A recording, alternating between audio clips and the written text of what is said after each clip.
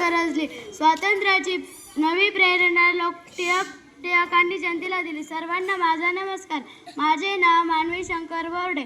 आज मी लोकमान्य टिळक यांच्याविषयी माझे मनोगत व्यक्त करीत आहे.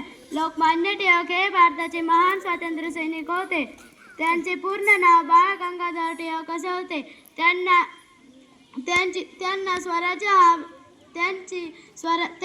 स्वराज्य हा माझा जन्मसिद्ध हक्क आहे आणि तो मी मिळवणारच ही घोषणा दिली.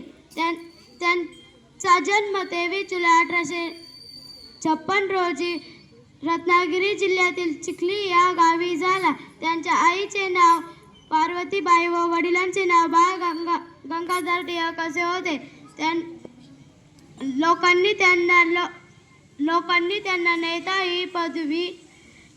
त्यांना नेता म्हणून स्वीकार केल्यामुळे त्यांना लोकमान्य ही पदवी देण्यात आली. त्यांना सांस्कृतिक राष्ट्रवादाचे परावर्तक म्हणून ओळखले जाते. 1 ऑगस्ट 1920 रोजी त्यांचे मुंबई येथे निधन झाले. त्यांना माझे कोटी कोटी प्रणाम. जय हिंद, जय भारत.